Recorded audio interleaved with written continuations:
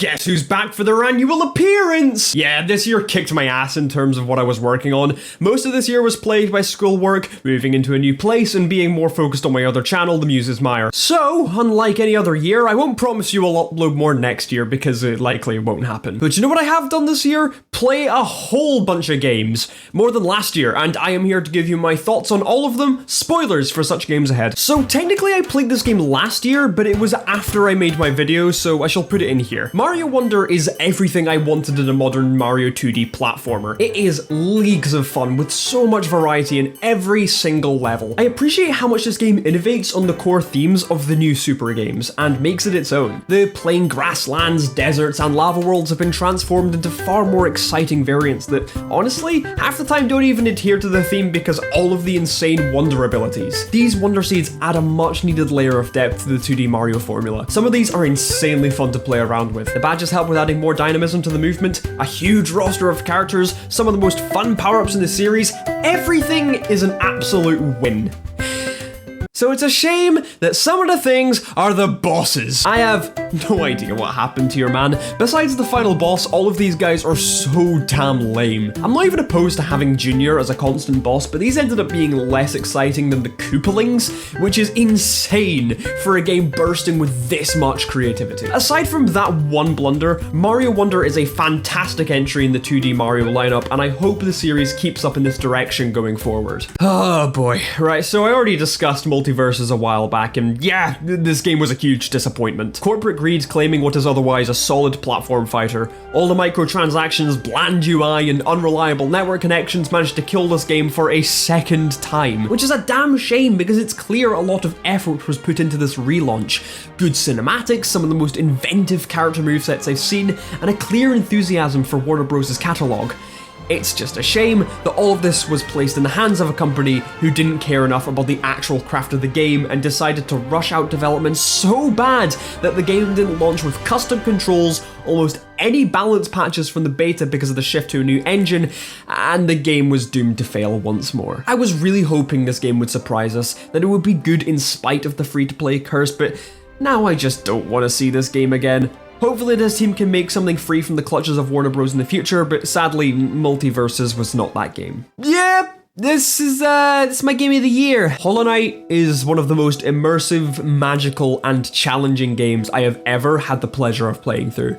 In my eyes, this is the perfect Metroidvania for someone who was never really good at getting into Metroidvanias. The last one I tried to play was Metroid Dread, and as fantastic as that game is, I struggled to pick it up after leaving it for a bit due to me forgetting literally everything. That's why when I played Hollow Knight, I waited until I had a large stretch of time for me to properly play through the game without major interruption, and might I say, that's one of the best decisions I have ever made. It's hard to describe what I like about this game without going too far into gushing about the game for like 3 hours. I love every single area, except you. The art direction is so wonderfully intriguing, it brings to life everything. I love the movement, the bosses, except you. And the music is some of my favorite in any game. It sets the mood of every moment so well. I'm thankful I didn't have a band of people backseating me through this playthrough, because if I did, I fear I would not have enjoyed this game as much as I did. Being able to take it all in at my own pace, really feeling every moment, made this such a special game to experience, and one that I can only hope gets recaptured when the sequel releases. The game isn't perfect, obviously. I think some areas and bosses got more special attention than others, but what does that matter when the highs are this high? The Sisters of Battle is my favorite boss fight in any game ever made. There's such a great rhythm and flow to the fight that's only matched in a few other bosses. The Hall of Gods has legitimately ruined my life, however. Look at this!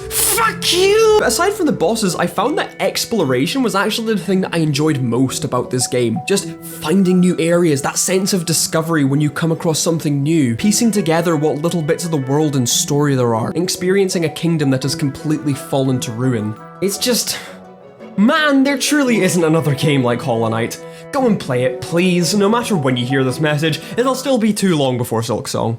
roguelikes! The big new roguelike I finally played this year is Dead Cells. 2D, nuts to butts, crude, high action game that is really, really cool. I didn't immediately get into this one like I feel I did for other ones like Hades or Have a Nice Death, but after a bit of time, this one has definitely grown on me. The combat variety in this game is something that I consistently love about it. So many weapon combos with swords, bows, shields, boots, whips, frying pan. It's endlessly hilarious to discover more busted ways to soldier on through this game because you'll need it, trust me. This is easily the hardest roguelike I've played. This game does not pull its punches in terms of challenge. Each area is hard as balls as well as all the enemies. Such good variety, and if you want to win, you sure gotta prove to the game that you deserve it. It's just endless charm with this game, and it's both equally dramatic and silly in its presentation. The art style is also pretty good, even if I think it limits how much they seem to do with certain enemy telegraphs. Some of these don't feel very intuitive to me, but that's likely an animation problem over an art style problem though. I think my one disappointment does come down to the bosses.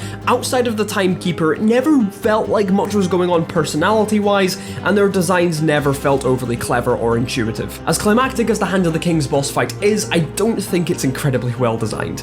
With that said, I'm glad I gave Dead Cells a go, and I may be inclined to try some of its DLC in the future. Now, who doesn't know of Papers, Please, dude? To me, it's iconic in the realm of indie games, and still one of the most immersive gameplay loops I've ever experienced. Despite knowing of the game beforehand, I only got to play it this year. Being placed in the shoes of a border checkpoint officer, you are forced to keep track of so much. Manage your time and money, and lose parts of your morality points along the way. This game feels disturbingly real as you try taking care of your family and balancing the ever-increasing demands of border security. It definitely makes you think about every small choice and has you question how far you are willing to go. This game is bleak, but you have a degree of order in that bleakness. The writing in this game is also stellar, making you feel all the emotions the game puts you through. Guilt, conflict, humor, and horror. On top of that, I do genuinely find the game fun. Sorting through documents and adapting to rules just tickles me in the right way. This game still holds up after so long, and I recommend you all give it a shot if it seems at all up your alley. Fan game time! We all know Undertale, we love Undertale! So what if we do it again? Undertale Yellow is a well-told labor of love for the original game, created entirely by an independent team and released for free. It's incredible how much quality this project achieves and absolutely comes in swinging distance of matching what the original game did with writing and gameplay. Acting as a prequel story, Undertale Yellow follows the human soul who came before Frisk, the main theme of the game this time being about justice, and I think each route of the game does a great job representing that. I think the amount of content in this game is staggering, and it never felt like they were cutting corners. Each part felt like it was given 100% attention and care, and I make sure to take extra care in feeling like a proper prequel to Undertale. And with that, I appreciate how it never felt so over-reliant on Undertale's original narrative to tell its own stories. Sure, there were some familiar characters and locations, but it doesn't lean on that pre-existing material. For the most part, it expands on the world in a very natural way. The Wild East and the Steamworks are great locations that feel like they fit seamlessly into the underground. Characters as well are very strong. One thing I like about these characters over the ones in the original game is that everyone feels important and involved right up to the end. Your connections and development with the characters feels genuine, and the smaller cast of main bosses helps that. Starlo and Axis are standouts to me. Music as well has all of the charm and passion of Undertale's OST, which is high praise considering the level that Toby Fox works on. Some of my favorites include Showdown, Guns Blazing, and A Mother's Love. Now, it's not all peaches and cream. I do think there are some shortcomings that make it tricky to come back to this game. First of all, the combat. I've never been a huge fan of the Undertale combat system, but this game pushed all of the problems I have to the extreme. It feels like this game was designed for people who have been playing Undertale fan games for years and have become numb to actual game design. I know that sounds harsh, but almost every attack in this game felt over-punishing and over-tuned. There were a lot of moments where I had no choice but to sit and take the hits because of how tight the designers expected me to be. Gardener and Axis were the worst offenders of this. Infuriating bosses that made me want to quit multiple times over, and even now, when I know what the bosses are doing, I can't get through without unavoidable damage. Second point is the inconsistency of its art style. Yeah, it's hard to mimic an art style, but sometimes it felt like they were going too overboard to make things look nice and clean and polished when part of the charm of the original Undertale's art style is that it was jank and it wasn't very clean. Like when you see this fully shaded, beautiful Martlet sprite standing next to Alphys. I mean, like, do I need to say more? Those are my only big gripes with the game, and sadly, the battle mechanics one is a big one, because it's the thing that prevents me from ever wanting to play this game again, despite its great writing, music, and characters. Well, at least it put me off doing a No Mercy route, so good job, I guess. Despite all of it, the development and passion put into this game has absolutely paid off, and I encourage any fan of the original game to give this project your support. FNAF, look guys, it's FNAF, Freddy, Fred. The fanverse has been kind of quiet for a while, but Popgoes Arcade is out, and it is a nice, quaint experience that isn't commonly offered in the realm of FNAF. Arcade has 2 different campaigns that serve as very typical RPGs with Popgoes elements. It's a rather short but fun experience. Play normally provides something that is relatively fun without breaking the mold, but every so often something strange will happen that breaks the veil the game puts up. Off-putting dialogue, set pieces in the wrong area, and glitched boundaries. Small details that never divert too far from the main game, but a small sense of unease that the franchise tries to include. I think what also makes this game more unique is the wider frame of vision that the player actually has playing this game on an arcade cabinet in the Popgoes location. It helps create a nice sense of immersion and makes for a fun twist. Without spoilers, a secret route you can unlock makes brilliant use of these inclusions and takes advantage of the wider scope. There's so many fun things to uncover past what the game starts off doing, and I think the Machinist campaign is the best in what the game has to offer, both mechanically and secret-wise. I had a much better time playing through this than the first game. Not to say that the first one is terrible, but such is the way of the RPG, there was a lofty amount of backtracking, grinding that I typically find tiresome. The Machinist solves this with the overkill mechanic, granting extra rewards for killing enemies past a certain damage threshold, which helps a bunch in making the grind a bit more bearable. Popgoes Arcade is a simple, strange time with some cool ideas. If you're a FNAF fan, then this is a great little time with some fun, simple gameplay and story. Now, the original Hades is one of those special games that you don't forget. Everything about its presentation, gameplay, concept was achieved in a perfect balance that makes it hard to fault the game for anything. Not to mention it has one of the most kick-ass soundtracks in gaming, so it's no surprise that a more expansive sequel to the original was highly anticipated for me and many others. And I don't want to freak you guys out, but it's even more perfect. Hades 2 somehow manages to keep all of the best parts of Hades intact, while innovating and expanding on mechanics, gameplay loops, characters, and story. The reversal of having to travel back down into hell as opposed to escaping is such a fun twist that makes the game feel both familiar and new. New weapons on top of that, and a new resource harvesting system. So the game, on top of being a roguelike visual novel, has become a farming simulator roguelike visual novel. My personal favourite new weapon is what I refer to as the big fucking axe. And while I'm not huge on most of the new weapons, I still think they work great to differentiate themselves from the weapons in the first game. Everything is still voice acted to perfection. The artwork has somehow been elevated, and the music is still as action-packed as ever, with some of the strangest time signatures I've ever heard. Kronos is such a cool character. You have no idea how much sauce he has, man. I won't talk about his role in the game, just play it for yourself. I have so much to say about this game, man, and what's even more insane is that it's still in early access and somehow has more content than the first game. Supergiant have absolutely outdone themselves here. Just play Hades 2, man. It's seriously that good. Bokura is a 2-player cooperative puzzle game that I ended up playing by my friend Soph's suggestion. Play as 2 kids who go on a trip through the woods and end up in an unfamiliar world. Yeah, the setup is generic when I put it like that, but it's mostly in the way this game chooses to present the narrative where it becomes special. There are few multiplayer games that have given me such memorable moments of shock, heartbreak, and joy. It's very difficult to describe this game if you've never played it, so I suggest you skip to the next section, grab a buddy, and play this for yourself just to experience it. For those who want me to talk a little bit more about it, hi. The puzzles in this game are very cool and well thought out. Communication is used to great effect here, and you will absolutely need it because of how much this game chooses to reveal its hand. So each player gets sent to a different version of the world, and the game never explicitly tells you up to a point. And the moment of shock that crossed Soph and I's faces in realizing that for the last 2 or so hours, we weren't even hearing or seeing the same thing is unlike anything I've come across in any game. Its gameplay in this aspect is so wonderfully creative, and that alone makes this one of the most special games I've ever played. The only thing I think the game falls short in is its narrative. Yeah, it's nice and cute and has a few fun mysteries, but both me and Soph were expecting a bit more of an emotional punch by the end of the game that we just never encountered. Maybe we expected too much, but for us, the end didn't feel as conclusive as we were hoping. Regardless, it is a wonderfully charming and surprising game that I think you should play with a pal at some point. Yet another game in the vein of Lethal Company where you play as a band of defenseless explorers on the path to make the most viral videos you can. I really enjoy the silly nature of this game. From the loose physics to the insane creatures you can find, there is never a dull moment with this game's insanity. I think the camera is the most fun and unique aspect of this game, requiring you to find something interesting or spooky to raise your viewership. But this comes with so many struggles, requiring that the person with the camera can film it in the first place, that they're even around to see it, and that they're not panicking so much that they end up just running away. This game is just insanely funny and wacky, purely down to the stupid ways in which your player moves. My only issue with the game is that I think the ragdolls could be funnier. Don't get me wrong, they're funny as is, but they'd be hilarious if the floppiness was bumped up to 11. I don't think I'm choosing this game often over other multiplayer horrors, but on the off chance we put this up, it's a good time. From here, I will show you a couple of really funny clips that me and my friends got while playing this game. That's a whole lot of nothing. What's this way? Oh! Drama Josh going inside of his locker. What the fuck, man? What the fuck? Small move! It's small. I love you! Say about gay rights. These fish is gay. Good for them, good for them. Guy with a gun. He's got a gun. He's got a gun! Yeah! How much film do you have left? I've got like 43%.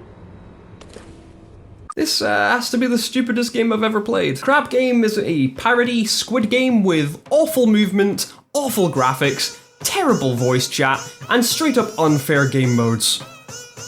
I love it. With friends, this game has given birth to so many stupid and fun memories. The rounds are so fast-paced and unbalanced that by the time you're done, it's not long until you're jumping back in to see what the game throws at you next. Being free to download, it made the game extremely easy for anyone to join. If you have a large group of friends in a couple of hours, I would easily suggest you go for Crab Game. Well, this is a surprise indeed. We finally did it, Sega! A Sonic game that doesn't suck ass! It genuinely feels weird to enjoy a Sonic game in this fashion anymore without compromise. Look, I still enjoy Frontiers a lot, but it has its issues, and I was way too kind on Superstars last year. That game is mid. However, this game was an interesting case because it was an expansion on a game that has been a notably excellent game already. Would it succeed the original, or would it be another Colors Ultimate? Well, much to my delight, we have a unanimous win on basically everything about this game. The original Generations basically remains untouched, besides a few tweaks, and the Shadow Generations part, oh my, but we'll quickly cover the original before we discuss the new stuff. I love Sonic Generations, and it's good to see they didn't change much. Classic Sonic gets the drop dash, which I think is nice, but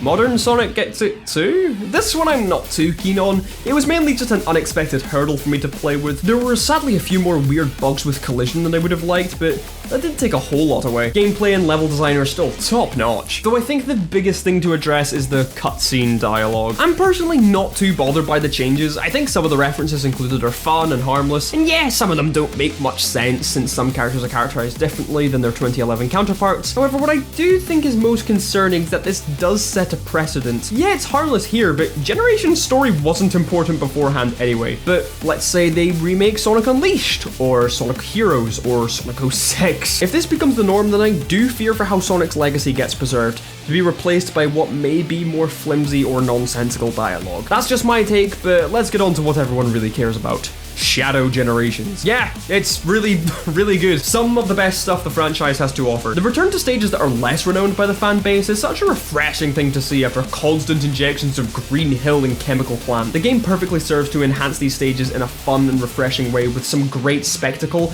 and some of the most involved boost stages since the original Generations. Presentation is off the charts with such vibrant stages and such fluent animation. This is what I want to see in boost games. It shows they haven't run their course, and there's so much to innovate on. Shadow's new abilities are such cool, natural iterations on what Sonic could do, but with more flair. Transformations, Chaos Spear, and wings? It's just nice to see Shadow be cool again after years of neglect and flanderization. This game truly is a return to form for this character, making him feel important and involved again with writing that actually respects his original story. It feels like it takes all the correct notes from the modern era. Fast-paced stages, actually interesting level gimmicks, good length and more combat in bosses, and a Frontiers level hub world? Yeah, this game made me really happy. It's extremely replayable and a fantastic update to one of the best Sonic games. Let's keep up the momentum, Sonic team, and not remove it like in Frontiers. I'm gonna level with you. I've never really played Mario Party. When I was young, I played a small bit of DS, and the only one I owned was Mario Party 9, and need I say more. The only Mario Party I owned on Switch was Super, and again, need I say more. Okay, that's harsh. Super Mario Party isn't awful, it's just bad. I honestly didn't have eyes on this game at all. Not being much of a Mario Party fan and not seeing much in the game that interested me. After all, it's a third Mario Party on the Switch. It can't be that good. Huh. I mean, I guess it kind of is. Mario Party Jamboree is just a really solid, fun time. Does it expand on the Mario Party formula in a meaningful way? No, but who really cares? This is such a good time! With a fantastic character roster, great selection of stages, and an actually good gameplay loop compared to the first Super Mario Party, I found myself coming back to this one quite a bit. I like the extra polish they put into the boards, character animations, and little jingles they all get at the start of their turn. For me, the board gameplay is the absolute highlight. However, I do have my grievances, mainly with the minigame selection. I personally don't feel that any of them are that great or memorable, and I never really found myself getting into many of them. The worst part for me had to be the mini-games for the Jamboree partners. These break up the pace of the game so much, and on their own, they're not bad, but these mini-games are long and sometimes very repetitive. I'm not a huge fan of these at all, and I never really look forward to them. I think another highlight was the big multiplayer modes like Bowser's Kaboom Squad. That was really fun, just having a nice big way to collaborate on Mario Party with a bunch of friends. It's great, and I wish they would do it more and more Mario Parties. On top of that, another small nitpick. Are we looking at these renders? Why is Nintendo set on using the same renders from 10 years ago? It's getting annoying at this point, but there's only so wrong we can go with Mario Party anyway. Oh, and never mind, you can. Now this was one game I was looking forward to. From quite a bit of the team who worked on Sonic Mania was a 3D speed platformer in the same vein. This game is really fun and creative with one of the best visual styles of any game this year and some of the finest tunes courtesy of T. Lopez. Just take a listen.